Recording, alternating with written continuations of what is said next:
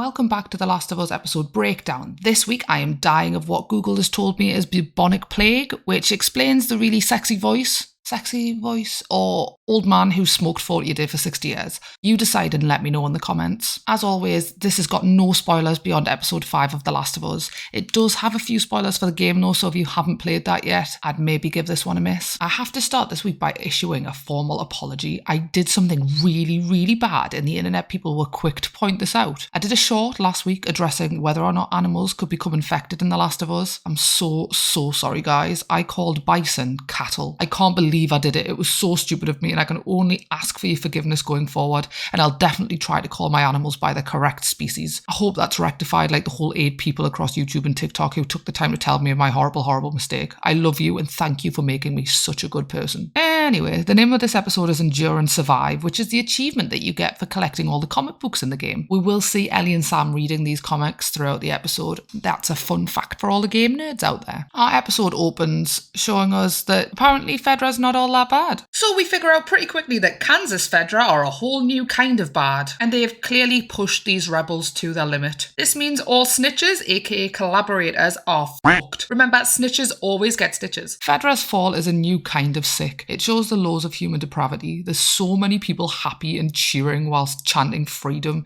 It's really unnerving and you instantly know that Henry and Sam are in real danger. I liked reliving the previous day from Sam and Henry's perspective. It's a really quick and effective way of showing the relationship between the brothers, so by the time we're back up to speed with Ellie and Joel, we know exactly where we stand. In the game, you get a pretty surface relationship between Henry and Sam. Expanding on this makes the final scenes of this episode pack even more of a punch, which is definitely not what I need, but almost certainly what I'm going to get. In the game, Sam is not deaf, and I hope they've changed it in the show to kind of add an extra dynamic. For instance, I'd like to see Joel and Ellie maybe using a little bit of sign language going forward, so they've picked some skills up along the way. It's probably not going to happen, but it would be nice. Here's another fun gamer fact. Jeffrey Pierce, who plays Perry, also voices Tommy, Joel's brother in the game. Pedro and Bella are back in full swing for this episode, baby. Joel being an asshole while his life is seemingly at risk is just an absolute mood. And I'm really loving Ellie again. Turns out all you gotta do is take the psycho eyes away from her and she's cool as f***. Finding the underground classroom really highlighted again how she's just a kid, and I love seeing her dynamic with Sam. Kids really don't get to be kids in this show, so it makes you think of an alternative timeline where Sam and Ellie would have been really good friends. And I'm crying again. That's kind of a pessimist. I'm not my dad. I like this line. We can see a relationship forming, but it's still in its formative stages.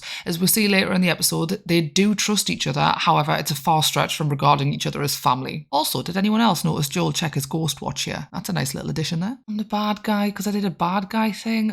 Thanks, I hate it. We all know he's not a bad guy, and this is going back to the idea that this show doesn't have good guys and bad guys. We'll talk more about Kathleen later. But this scene starts showing Joel with a more forgiving and softer side. We'll see another example of this in full swing later when he pleads with the old dude with the sniper. He doesn't want to kill him, and that little spark of humanity is really the first we've ever seen from him, which has probably been influenced somewhat by Sam and Henry. Although I did think he was going to bolt for a second when he saw the bridge, so maybe I'm just chatting shit and he's still a heartless asshole. Joel being a sniper to protect Ellie is another part taken straight from the game, and I thought it was incorporated really well. I loved playing this part of the game. It was the only part of the damn game where I could play it without severe anxiety that I was imminently going to die. So yeah, they danced all over my nostalgia strings with that one. The second the truck explodes, we all knew what was coming, but holy fuck, I was not expecting this. There's my big bloater boy. If you don't know what a bloater is, then for the love of God, watch my other video. How many times have I got to tell you? Anyway, I'm getting ahead of myself. The weird bad guy monologue seems unnecessary and ultimately leads to Kathleen's downfall. When will the bad guys learn not to monologue? Well, she chats shit for just long enough for every zombie in Kansas to pop out of the ground in what is the coolest f***ing thing I've seen since this. Why did you have to fuck it all up, guys? Why did you have to do us dirty? Wow. Bye, Kansas. Supercut's Delight described this episode as hard home for The Last of Us, and it's so true. This was a pretty run-of-the-mill episode which erupted 10 minutes from the end in a total ball of horrific chaos. Like the clicker scene in episode 2, it's edited perfectly to build as much tension as possible, so when we see Jumbo finally arrive, we're at maximum f***s to give. This guy is an absolute mammoth. A full magazine to the face and he's still easily able to rip Perry in half. Rip Perry. Let's get some 07s in the comments. Well, our baddie needed one final jump scare before she's gently caressed to death by one of those pesky children that she's not too keen on. Right, I'm gonna say it. I didn't get the Kathleen as an addition to the story. The entire storyline seems sort of shoehorned into something that worked really well without her. We meet Sam and Henry in the game after Fedra Confederate is overthrown.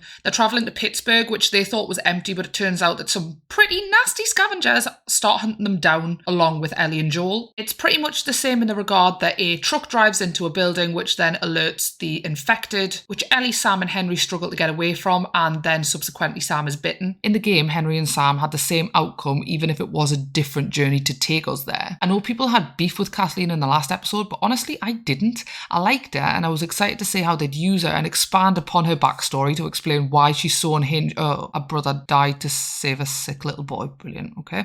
That's why she's a big evil fuck now. That's why she wants to kill children, really. Let's just take a quick look at things Kathleen does in these 2 episodes. She kills a doctor despite her people needing one. She ignores a giant moving sinkhole, which is absolutely definitely not filled with this giant geezer. She rounds up and subsequently murders all of these people because they tried to survive by collaborating, after lying to them, by the way, and saying that they'll be getting a little trial. She says that kids die all the time, like it's a totally cool and not crazy thing to say. And this is just a small amount of weird things that this woman does because her brother dies, and it just seems weird. I don't understand why. This isn't what her brother wanted. In fact, she says that he would have wanted the opposite and that he would have wanted her to forgive. We're given one scene where she talks about her brother in depth, and I just don't feel from that one scene that this would cause this woman to have an emotional break to this extent. A lot of people were saying that she is far too soft, or that Melanie Linsky is like a housewife type of character. And I totally would believe in different circumstances that that type of character could be turned into the monster that Kathleen is supposed to be, but not from what we've been given so far. And considering this happens, I doubt we're going to get any more information on Kathleen. Am I supposed to feel anything when this happens? I don't dislike it. It just doesn't matter. I nothing it. But considering how much I've loved everything else, I don't want to nothing anything. I don't know. I just felt like a lot more time was taken to develop Sam and Henry, so I felt something when this happened. However, no time was really taken to develop her bar this one scene, which again just felt shoehorned in. Well, it's been an entire 2 weeks since The Last of Us made me want to open a vein, so that weekly gut punch was inevitable. Oh, this scene broke me. And so did every subsequent scene after this, actually.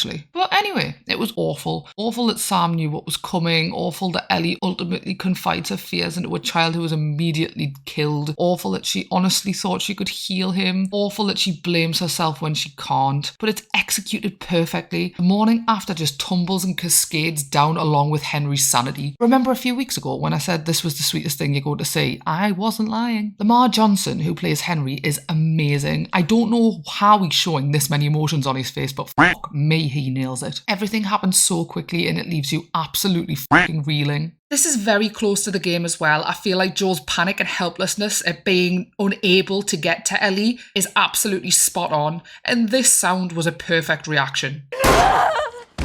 It went from being very rushed and lots of things happening to taking its time with the blood on the floor and it truly dawning on Henry what he'd done. All the while, Joel's trying to talk him down from the edge of madness. Well written, well acted. Oh, well done, guys, well done. The cherry on top of our lovely big fat grief cake is Ellie's apology to Sam. She honestly thought she could heal him, and it's heartbreaking to know that she blames herself because she didn't. Jesus, this is bleak. I need a drink.